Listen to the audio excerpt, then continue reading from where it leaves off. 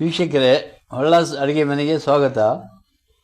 ಇವತ್ತು ಸಂಜೆ ಹೊತ್ತು ಸ್ನ್ಯಾಕ್ ಐಟಮ್ ಆಗಿ ಆಲೂಗಡ್ಡೆಯಿಂದ ರುಚಿಯಾದ ವಿಶಿಷ್ಟವಾದ ಒಂದು ಬಜ್ಜಿ ಮಾಡುವುದು ಹೇಗೆ ಅನ್ನೋ ಬಗ್ಗೆ ತಿಳಿಸ್ತಾ ಇದ್ದೀನಿ.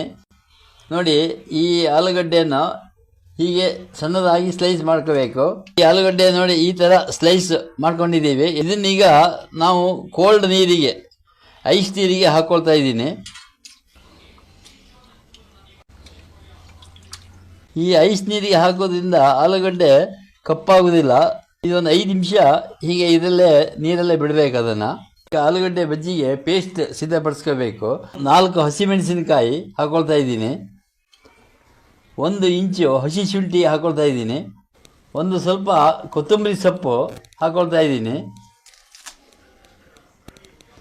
ಇದನ್ನೀಗ ನಾವು ನೈಸಾಗಿ ಮಿಕ್ಸಿ ಮಾಡ್ಕೋಬೇಕು.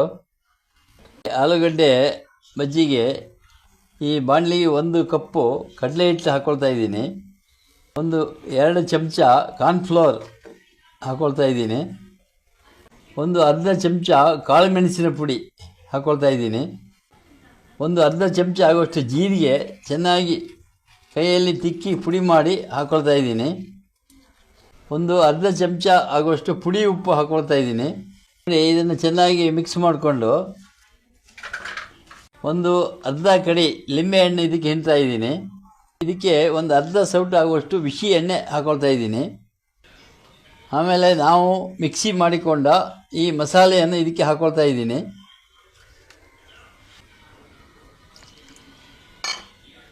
ಇದನ್ನು ಚೆನ್ನಾಗಿ ಬಜ್ಜಿ ಮಾಡಲಿಕ್ಕೆ ಬೇಕಾದ ಹದದಲ್ಲಿ ನಾವು ಕಲಿಸ್ಕೋಬೇಕು.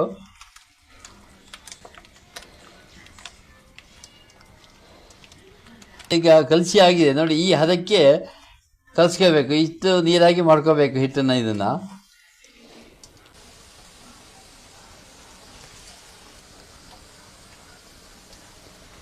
ನೋಡಿ, ಇದನ್ನು ನಾವು ಬಜ್ಜಿ ಹಿಟ್ಟು ಕಲಿಸಿದಾಗೆ ಹಿಟ್ಟು ಅದಕ್ಕೆ ಜಾಸ್ತಿ ಅಂಟಿಕೋಬಾರ್ದು. ಸುಮ್ಮನೆ ಹೀಗೆ ಅದ್ಬೇಕು, ಹಾಗೆ ಬಿಡಬೇಕು ಅದನ್ನು.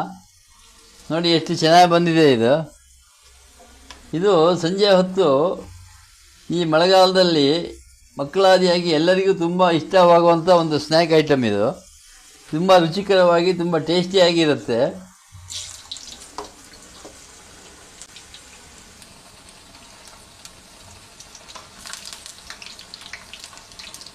ಚಿಪ್ಸ್ ಟೈಪ್ ಬರುತ್ತೆ. ಇದು ಒಳ್ಳೆ ಗರಿಯಾಗಿ ತಿನ್ನಲಿಕ್ಕೆ ತುಂಬ ರುಚಿಕರವಾಗಿರುತ್ತೆ.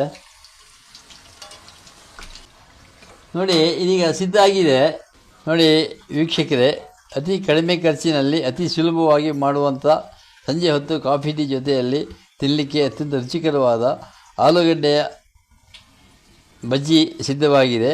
ಇದನ್ನು ನೀವು ಮಾಡಿ ನೋಡಿ ಮತ್ತು ನಿಮ್ಮ ಅನಿಸಿಕೆಗಳನ್ನು ತಿಳಿಸಿ. ನಮಸ್ಕಾರಗಳು.